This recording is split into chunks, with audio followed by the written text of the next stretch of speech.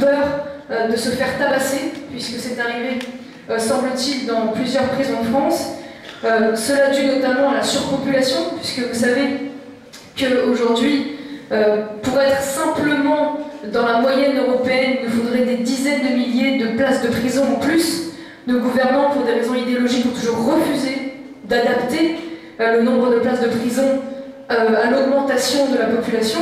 Nous, au Front National, nous considérons qu'il faudra construire 40 000 places de prison supplémentaires parce que nous sommes face à une explosion de l'insécurité en France et que la construction de prisons est le meilleur gage de bon traitement des prisonniers, puisque aujourd'hui, les surveillants, les directeurs de prison sont dans l'incapacité de séparer, on va dire, les primo-délinquants des criminels récidivistes, ce qui fait qu'aujourd'hui, vous avez dans les mêmes locaux, dans des conditions d'ailleurs d'insalubrité parfois terribles, vous avez dans les mêmes locaux quelqu'un qui va avoir été condamné pour alcool au volant et des criminels beaucoup plus graves. C'est pour ça qu'aujourd'hui on dit que la prison est l'école du crime, parce que malheureusement aujourd'hui il n'y a plus cette séparation, il n'est plus possible de séparer ces délinquants, et s'il rentre en connaissant l'alcool, il sortira en connaissant la drogue et de surcroît où se la fournir. C'est pour cela que aujourd'hui, plutôt que de réformer notre administration carcérale, plutôt que de s'adapter à l'explosion de la violence en France, puisque vous savez que tous les chiffres de l'insécurité sont au rouge, nous sommes face à la montée. Je vous invite d'ailleurs à lire un livre très intéressant sur ce sujet qui s'appelle France Orange Mécanique, qui met un peu le moral à zéro, mais en même temps c'est important de le lire, qui explique qu'il y a une explosion d'une nouvelle forme de violence en France qui n'existait pas il y a quelques dizaines d'années, une forme d'ultra-violence gratuite qui fait qu'aujourd'hui on peut mourir pour un paquet de cigarettes ou parce qu'on a refusé de donner sa carte de crédit. Avec d'ailleurs une totale inversion des valeurs. Souvenez-vous de ce bijoutier à Nice. Si le bijoutier était mort, à peine en aurions-nous parlé 2 jours, mais parce que ce criminel multirécidiviste également est mort, eh bien on en a parlé 2 semaines, on a eu des débats incessants sur la question. Qu'importe que la vie de ce bijoutier soit également brisée, d'ailleurs, par la même occasion. On a aujourd'hui une totale inversion des valeurs en France, qui se retrouve d'ailleurs de façon très perverse, même dans l'emploi des mots. Faites attention à l'emploi des mots, la gauche est extrêmement douée pour comment dire, contrôler tout ce qui touche au vecteur de pensée, la culture, l'éducation, les médias, mais ils sont extrêmement doués également pour dispenser des idées à travers des mots. Le mariage pour tous, c'est extraordinaire aussi. Le mariage pour tous, il y a un aspect très positif. C'était faire famille, on fait du vélo le dimanche, on fait famille, c'est exactement la même chose. Faire nation. Faire nation, comme si c'était ne relever uniquement que d'un choix de vie comme ça, mais que ça ne dépendait pas également d'un héritage, et comme si ça ne se transmettait pas également à travers un peuple. Et l'insécurité, c'est pas mal, on ne parle pas des récidivistes, on parle des jeunes d'ailleurs de manière générale, parce que c'est toujours des petits bambins adorables. Il y avait un article fabuleux d'ailleurs dans Le Point sur ce jeune homme qui est mort suite au cambriolage. On disait que voilà, ce jeune un peu timide qui chapardait dans les supermarchés. Dans chaparder, c'est quand on a 6 ans et qu'on vole la sucette à la boulangerie. C'est pas quand on vole des honnêtes gens, qu'on les braque avec des armes et qu'on menace de les tuer pour récupérer l'argent qu'ils ont durement gagné, eux de façon extrêmement honnête. Donc, face à cela, ils ont une politique.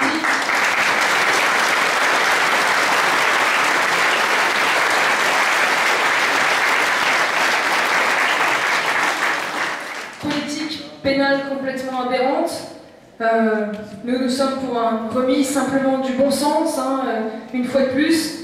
Personne dans le monde n'a trouvé encore mieux que la prison, quoi qu'on en dise, pour préserver les honnêtes citoyens des récidivistes, pour sanctionner de façon immédiate et rapide ceux qui se refusent à respecter les lois de la société, puisqu'il est toujours bon également de toucher un petit peu au portefeuille.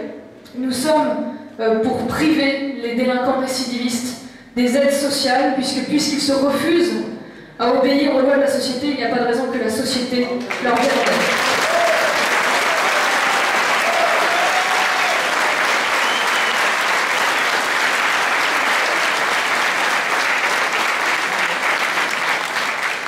Alors, pour finir, ce constat un petit peu inquiétant, parmi les arguments qu'il utilise régulièrement contre nous, il y a le procès systématique en incompétence, assez amusant quand même quand on voit l'état dans lequel nos gouvernants ont conduit ce pays. Je vous rappelle quand même quelques chiffres, 2000 milliards d'euros de dette financière, merci, seront atteints d'ici la fin de 2014, doublés en 10 ans, 600 milliards de plus sous le quinquennat de Nicolas Sarkozy, 3000 milliards de dettes hors bilan, c'est-à-dire essentiellement au titre des engagements de retraite des fonctionnaires, et pour bientôt la 40e année consécutive, l'État dépensera plus en 2014 que ce qu'il ne gagne, avec un déficit de 82 milliards d'euros prévu en loi de finances.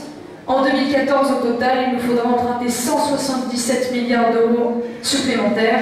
À ce rythme, le mur des 100%, c'est-à-dire le fait que la dette publique nationale atteigne 100% du PIB, sera atteinte dans moins de 2 ans. Alors, lorsque j'entends Pierre Moscovici venir à la tribune de l'Assemblée nationale nous expliquer que tout va bien, que tout est sous contrôle, et qui embraye sur un galimatia technocratique pour nous asséner que la trajectoire du déficit structurel s'inscrit dans la norme permettant l'équilibre des comptes publics à l'échéance du projet de loi de finances pluriannuelle.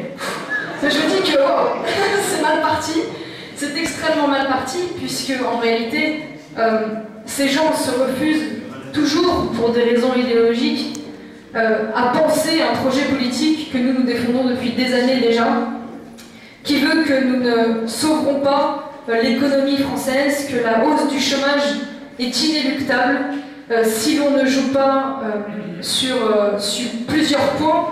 Le premier, l'immigration, bien évidemment, puisque aujourd'hui il est complètement incohérent de continuer à faire venir une immigration à bas niveau socio-professionnel, alors même que nous sommes également dans une phase de désindustrialisation avancée. Nous faisons donc venir de la main-d'œuvre alors même que nous n'avons plus d'emploi à leur fournir. Je vous rappelle d'ailleurs que l'immigration professionnelle en France, c'est 10%, de l'immigration légale, 10%. L'immense majorité de cette immigration est une immigration familiale, à travers le regroupement familial, c'est-à-dire social. L'immigration, donc bien évidemment, 70 milliards d'euros par an en termes de coûts directs et indirects. La deuxième chose, et le levier à faire jouer, c'est évidemment le protectionnisme. Aujourd'hui, les Bretons en font les frais, puisqu'ils sont mis en concurrence avec nos partenaires européens, pour le coup. Nous sommes également mis en concurrence avec les pays émergents, mais là, au niveau européen, puisque aujourd'hui, l'agriculture, l'industrie n'arrivent plus à tenir la concurrence avec des pays dont les normes sociales, fiscales, environnementales sont beaucoup plus avantageuses que les nôtres. Et donc, bien évidemment, c'est la disparition annoncée de pans entiers d'industrie et d'agriculture, puisque nous ne pourrons pas nous adapter éternellement au moins-disant social. Alors, au nom de la sacro-sainte compétitivité, on explique que c'est parce qu'en fait les entreprises françaises ne sont pas assez compétitives. Il y a certes probablement des mesures fiscales à prendre en ce sens, néanmoins ne nous l'aurons pas, nous ne serons jamais compétitifs avec les Chinois, jamais. C'est ce qu'ils ont fait en Grèce, notamment avec leur austérité avancée. Aujourd'hui, un Grec peut être payé 500 € par mois, il est donc aujourd'hui compétitif.